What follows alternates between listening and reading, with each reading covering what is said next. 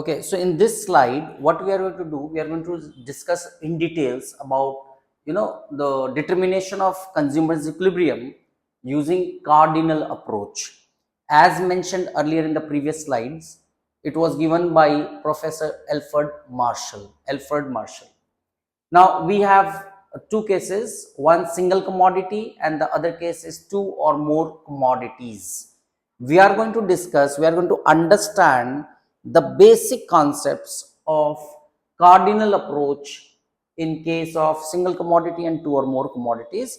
Remember, this word cardinal means which can be measured empirically. That means it can be measured with, we can give numbers to it. Suppose if we are gaining some utility, so we can say utility 10 utils, 5 utils, maybe 0 utils. So when we are giving numbers or measure empirically, then we term it as cardinal, right? Now, single commodity, the basic assumptions are consumer is rational. We have already done what is the meaning of this word rational, and law of diminishing marginal utility operates. Now, though it is in law of diminishing marginal utility, there is an assumption that consumers should be rational, but just to emphasize, point number one, consumer is rational. Point number two, law of diminishing marginal utility operates. Other assumptions are like, price remaining constant. This you have to keep in mind. Now, what is the main condition for consumers equilibrium in case of single commodity? First, the only condition is MUX by PX, that is a ratio of marginal utility of X by its price. Price of the commodity is MUM, that is marginal utility of money. Now we have to understand that marginal utility of money represents or indicates per rupee what amount, what quantity of satisfaction or utility consumer is gaining. That is the quantity or the utils of satisfaction, you can say, consumer is obtaining by spending certain amount of money. So it is MUM. Now remember, it is again for the simplification, for the purpose of simplification, MUM is taken as 1. Now when MUM is 1, substituting the value of MUM as 1, we get MUX by PX equals to 1, and on cross multiplication we get MUX equals to PX. Now what does it mean? That a consumer is said to be in the equilibrium or corresponding to that quantity where MUX is equals to PX, right? So this is the condition. Now, in order to have a better understanding, let's move on to the next slide, where we have again hypothetical data, units 1, 2, 3, 4, 5, price in, it's fixed 20 each at all the levels. MUX we see 20, 30, 25, 20, 15, 10. Then again we have, these values. Now, as per the law of DMU, it is justified that the values are decreasing, but as per the assumption, price of X remaining constant, right? Now, in this diagram, you can see price is labeled price as well as, in fact, it should be and utility too. Okay. Yes. Price and utility on y-axis. We have quantity demanded on the horizontal axis or x-axis. Now, when we suppose we have already plotted this, the marginal utility of X, we see it's downward sloping. The marginal utility of X, MUX curve is negatively sloped. Price curve is horizontal. Price curve horizontal intersects marginal utility at a point. Now, interestingly, this is the point that we are talking about, that we are working for, and this point is known as point of equilibrium. So point E is the point of equilibrium. That means corresponding to this point, whatever the quantity is obtained, this quantity is known as consumer's equilibrium quantity, or in simple words, equilibrium quantity, right? So when we match this quantity, when we see what quantity corresponds in this table, so I hope you can guess that this quantity where MUX equals to PX matches with the third unit. That is, we see that MUX equals to PX at unit number 3. So consumer is said to be equilibrium when he consumes 3 units. There should be no reason why he should consume less or more. So in this case, if he consumes less, you'll find that this is the amount of loss that is having by not consuming 3 units. That means he could have gained this extra level of satisfaction, right? But if he consumes more unit, that is, suppose if he consumes this, then in this case again he is at loss, because he is getting lesser in terms of utility for what he is paying. So this is a loss, and this is also a loss in different aspects. But if he or she consumes 3 units, okay, then the consumer is in the state of equilibrium.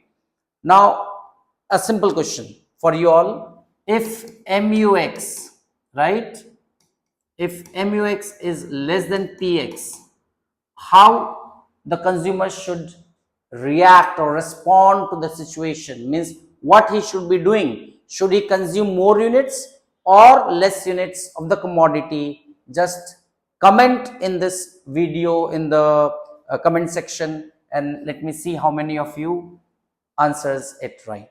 Now in this slide, we are going to understand the concept of consumer's equilibrium, cardinal approach, but 2 or more commodities.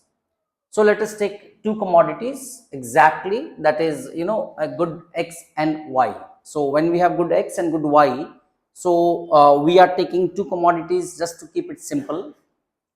First thing is, the law of equimarginal utility operates. Now what is this law? It indicates that, it states that a consumer is in the state of equilibrium only when this condition is fulfilled. That is, MUX by PX equals to MUY by PY is equals to marginal utility of money. Now what does it mean? MUX by PX.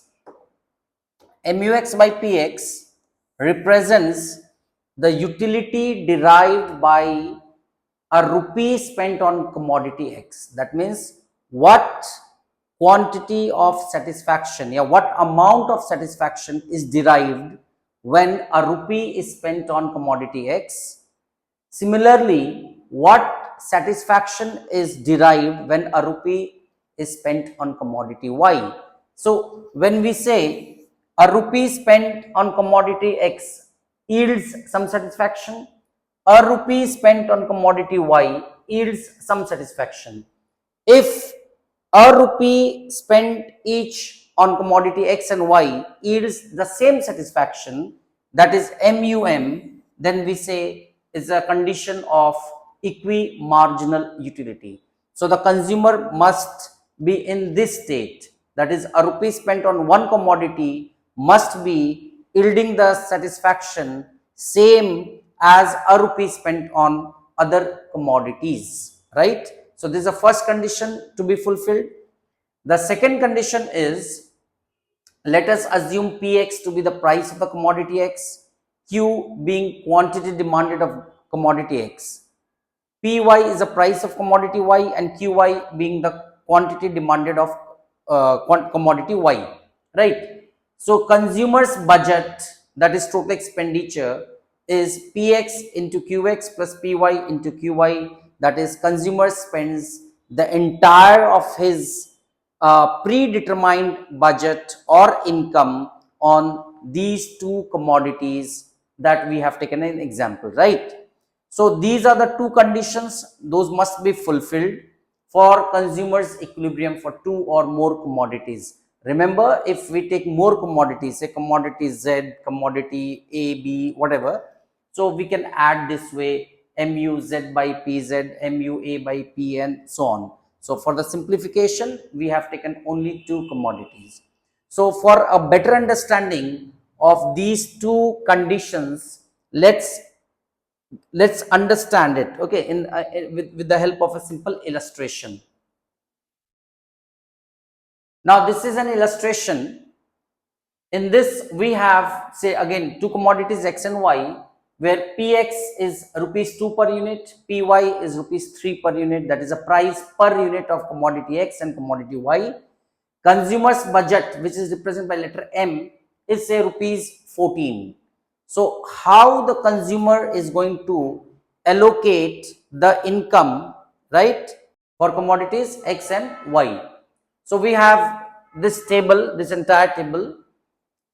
In this we have unit 1, 2, 3, 4, 5, marginal utility of X, marginal utility of Y. So I am explaining you how to understand this, and then obviously after analyzing this we are going to draw some conclusion, right? So in this case we have units 1, 2, 3, 4, 5, it can be more, 6, 7, 8, whatever. We have one information about marginal utility of X, 24, 22, 20, 18, 16. Marginal utility of Y, 30, 27, 24. Because of the law of DMU, both the values are decreasing constantly, right? Yeah, continuously. Now the first ratio, that is what is the utility per rupee spent on good X. So we have 24 by 2 MUX by PX. So we have taken 2 as a price. So 24 divided by 2, 24 divided by 2, 12, 22 divided by 2, 11, 20 divided by 2, 10, and so on, right? Then similarly we have MUY by PY, that is a rupee spent on commodity Y. 30 by 3, 10, okay, this is a price of Y. 27 by 3, 9, 24 by 3, 8, and so on. So we have got this information, that is MUX by PX and MUY by PY. We have different ratios and values, in fact. So how to analyze this table in order to derive some conclusion? So to analyze and to draw a conclusion, again you have to recall what we have done in the previous slide. Just see what we have discussed. MUX by PX should be equals to MUY by PY, condition number 1. But not only this, the total budget, that is expenditure, should be equals to PX into QX plus PY into QY, which means the predetermined budget should be entirely spent on both the commodities X and Y. So combining these two conditions, let us analyze. Suppose case number 1, when MUX by PX is equals to MUY by PY equals to 10. So see this 10, where it is coming? Out here it is, for Y it is 10 out here, corresponds to unit 1. Where in this case for commodity X, 10 corresponds to unit number 3. So you'll find, if I'm going to write in details, MUX by PX equals to MUY by PY, it matches, but is the second condition fulfilled? Let's check. So for X we have 3 units of X, okay, at the rate of rupees 2, plus this 10 corresponds to 1 unit of Y, that is 1 unit of Y at the rate of rupees 3. So that in total 6 plus 3, which is equals to 9 rupees only, and the budget was 14. So this cannot be the consumer's equilibrium, right? So we have to move on to the next.